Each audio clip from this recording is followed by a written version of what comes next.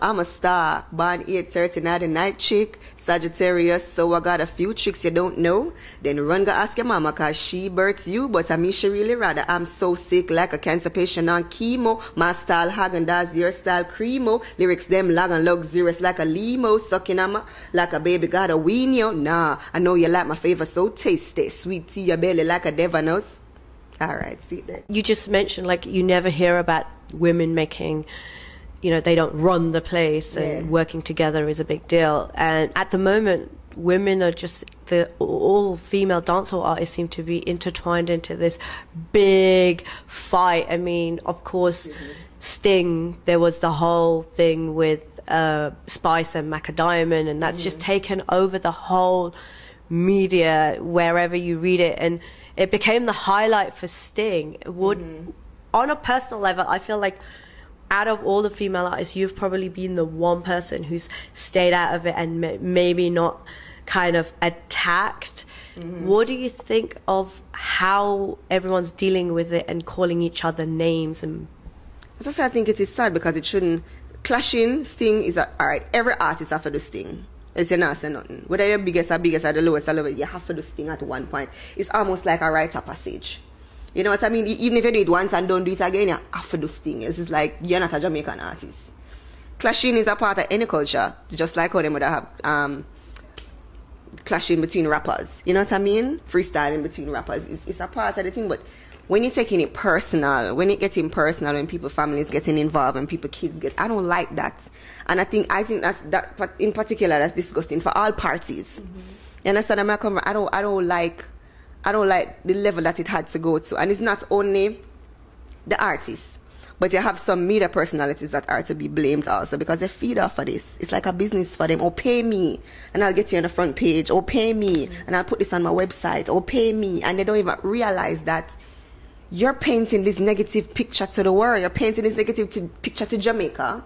You understand? Where people already look at Jamaica like, okay, we're violent. I don't want to come to Kingston. They're going to chop off my neck if I have a gold bracelet, a gold necklace on. You know what I mean? The wound is already open and violence is concerned. And you're just sticking a knife into it because of our money. Don't make no sense. Sing some good songs. And the thing about it is they hype about this clash. And then you hear that, oh, this person win the clash. And then you don't hear anything about them till the next Christmas. So what is the point of it? You know what I mean? Controversy without a good song or without good material is nothing at all. Because you're going to be forgotten. So I just think that people need to think a little bit more. If you can't write so well, get a writer. You know, sit down with somebody that can plan and take the thing to another level. Because we need... Dancehall and reggae music is international music. If it wasn't that, we wouldn't have there wouldn't be no Bob Marley. We wouldn't have gone Billboard. Shaggy wouldn't have sold 10 million records. Shampa wouldn't be who he is. Pull Up to My Bumper wouldn't be on. Shabba wouldn't be who he... You know what I mean? It is international music, and I feel like we've just taken it to a place where a lot of people are like, oh, I can't bother to work with dancehall artists because they're unprofessional, they're indisciplined, all they do is argue over nothing. You know what I mean? And they don't understand how negatively it reflects on us as artists, dancehall as the industry, and Jamaica. And it is so unnecessary because when Sting done or when whatever season done, it's like the person never existed. So what was the point? On the flip side to things, like I've never come across a time where I know that a stage performance has had so much emphasis on women. So do you feel like, even though it was done in such a crude manner maybe, but like speaking to Spice, she was practically the headliner at Sting. So do you think in its own way it brought the female artist to the forefront of the game? It did, but in a bittersweet way, because all of the negativity that came afterwards, you know what I mean? All of the rumors and the negativity and the whatever that came afterwards was unnecessary. Spice is a bad artist. Spice never need controversy behind her to bust Sting. Spice bust Sting every year. Spice are like the mum of a Sting, so all that was generated on the other sides and from other people was unnecessary. But Spice doesn't headline Sting every year. I mean, she doesn't headline Sting, but I mean, it's bittersweet because yes, we have the attention out there, but at the same time, what kind of attention did we get? Because to me, and to a lot of people, it just look like a bunch of headless chickens running around. Okay, and Sting done 2 days now. Nobody not really talk about nothing else. The highlight is the fact that Popcorn kick off somebody after the stick. You know what I mean? So, what was the point? Let's get back to work. Let's make some music. Let's make an impact on the world.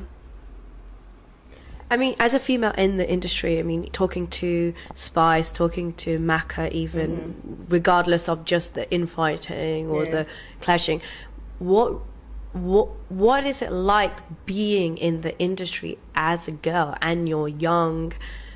I mean, opinions that I've had is they still seem to think that it's still very male dominated and it's still men, and even to the fact that men won't allow women to rise to the top. Is that still the case in your experience? I mean, yes, but it's not as hard, because I've heard, as I said, I've seen back then what it was like with my people, like, you know, getting ladies out there and whatever, and it is still male dominated, but it's a lot better. You know what I mean? And you have to thank the Lady Stars and the Macca Diamonds and the Patchers and the Lady G's, because they help to make it a little bit easier, you know what I mean? But it's still male dominated. For example, a female will have a catalogue of songs and you would want to give her, let's say for example, 300,000 Jamaican dollars, and she has a catalogue. She could do a full hour set show, and then you'd have a male artist with a gimmick song, with just one gimmick song, and they'd want to give him $1 million. And I think that's unfair, because a man can go on the stage in a t-shirt and jeans and a chain and he's boss. Oh, him clean. Yeah, I mean, I have t-shirts and him jeans and him chain. If I should go out there in a t-shirt and jeans, they'd look at me like I'm crazy, and they'd write me up in all of the tabloids, in all of the newspapers, like, okay, Fashion 911, get rid of her right now. What was she wearing? So one, if hair I forget done, makeup I forget done, clothes I forget done. And another thing with females, as in Spice carry a donkey on Sting, for example. If we have to carry a donkey on the stage, if we have to jump, split, flick, call out a man out of the audience for dance with him, just to make sure that you as fans, as the audience, have a great time, we're going to do it. Most Jamaican male artists, and I'm not lying, I don't care who get upset about it, because I say it all the time, they just go on the stage, sing, dash, pull up, dash, that. You're not performing, you're just singing your songs. You know what I mean? Females give a performance. And I think it is unfair, marginally, like even for example, that's just one example, pay-wise, the respect is not really there when that is concerned. And I don't know, I don't like that. Do you think it's a culture thing? Because like you said, like getting your hair done, getting your nails done, bringing a prop on stage, it all costs money, but yet the females are expected to have all that and then be paid much less. Is that a Jamaican culture thing? I wouldn't even say Jamaican culture thing. But I mean, I wouldn't even say it's a Jamaican culture thing. It's just how the thing's set. You know what I mean? Just how the thing was set from inception, kinda. Yeah. It's not like it's the States where, you know, we have set rules, or them have a set industry and everything is followed by protocol, is to get sued, or no, Jamaica is not like that, you know what I mean? So there are opportunities for a Rihanna or a Beyonce or a Lady Gaga to just, you know what I mean? Because everything is structured industry-wise, business-wise. With here it's not so. So there's a lot more obstacles. Yeah, so it kind of just stayed that particular way to how things were set from prior, if you're getting what I'm saying. So basically, to be a female dancehall artist, you have to be really badass. Yeah, you have to be like, you have to be really, I can't settle and compromise or go on like this. That's what I say. I was trying to subtle route this year, but I had to open my mouth at some point, you know what I mean? And if you can't go on like you're afraid, because people will walk all over you, you know what I mean? You have to set certain things, or set a thing a particular way where people know, okay, then she's not going to go for this, she's going to go for this, you know what I mean? So you have to, as you say, you have to be badass. You have to ride rough sometimes to like the man them. Yeah. But it's all good. We love it. Yeah, I mean, we do. I mean, and I have to give thanks, because as I said, it wasn't so easy. Know that you find there are more, there's a lot of us, but there are more impactful female artists as opposed to then. Back in like the 1990s, it was like say early 1990s or the 1980s. Let me get my dancehall choreography, if that's a word. Lady G did around the place for a while, you know what I mean? She did have a time when she did around the place, or Lady Mackerel did have a time, or Sister Charmaine did have a time when she did around the place, as opposed to now where I can have a song that's that's dominating really. The Spice can have tip on your toe, wine on the back, that's dominating. Lady Star can have a song that's all at the same time. Before it was just one at a time. One at a time. You know what I mean? One at a time. One at a time. You know? So there's a lot more. Yeah, it's a lot more of us now. It's better, but it's not where it should be at.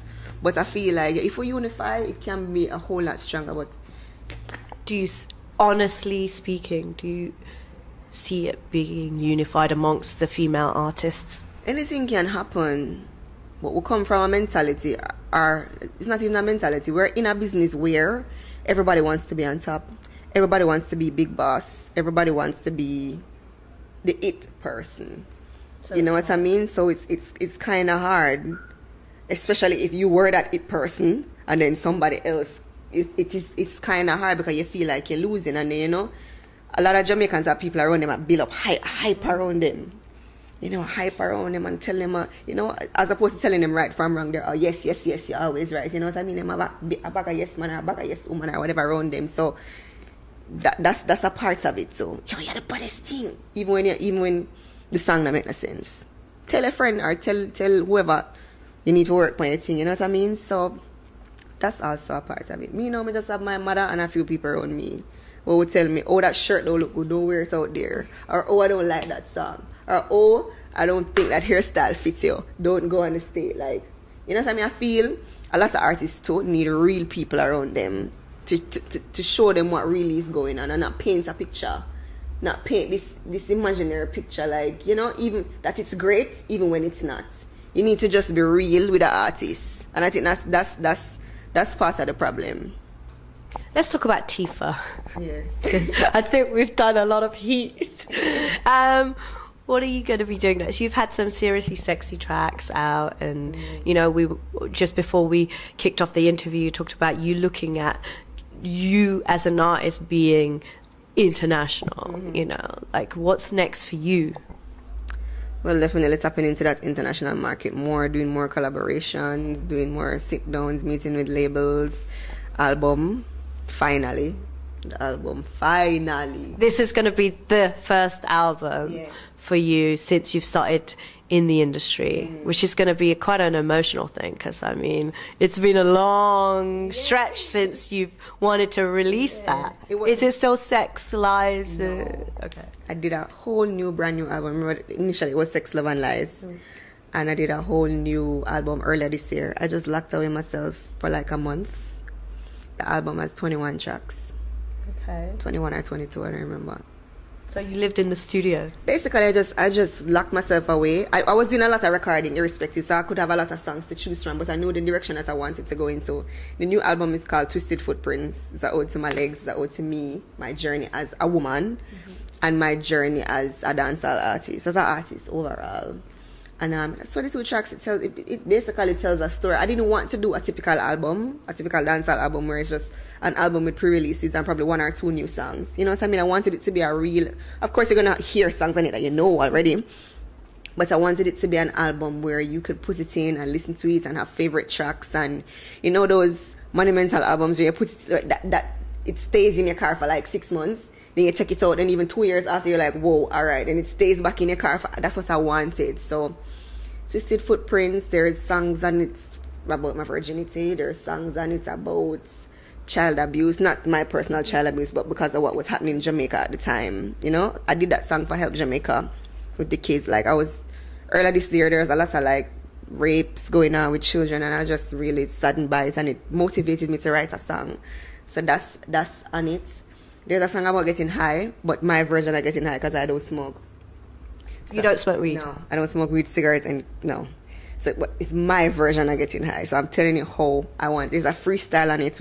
Couldn't leave Wad 21 off of it. So me and Wad 21 are in the studio freestyling like crazy. I think that's probably my favorite track on it. Of course. What's it called? It's called Twisted Freestyle. And no one's heard it yet? No. I'm about to get you to just do a little freestyle. Woo! Exclusive. No. You have to. No. We came to Jamaica. Let me tell you. It's one of my favorite, if not the favorite track on the album. Because, you know, Conley is like a wicked lyricist. I don't think people give Conley from 121 enough credit. And me and him just basically like went back and forth the day, back and forth, back and forth, back and forth the day. I mean, it's kind of explicit, but it's, yeah, you know what I mean? So I'm really happy about that freestyle. So go. No, I'm not. You have a little. Wait. Oh, no, okay, like just a line. Yeah, put me up on the spot now. I'm a star, born 8:30, not a night chick, Sagittarius, so I got a few tricks you don't know. Then run go ask your mama, cause she births you, but I mean she really rather. I'm so sick like a cancer patient on chemo. My style Häagen-Dazs, your style Cremo. Lyrics them long and luxurious like a limo. Sucking on my like a baby got a weenie. Oh, nah, I know you like my favor so tasty. Sweet tea your belly like a Devanos. Alright, see there. Oh.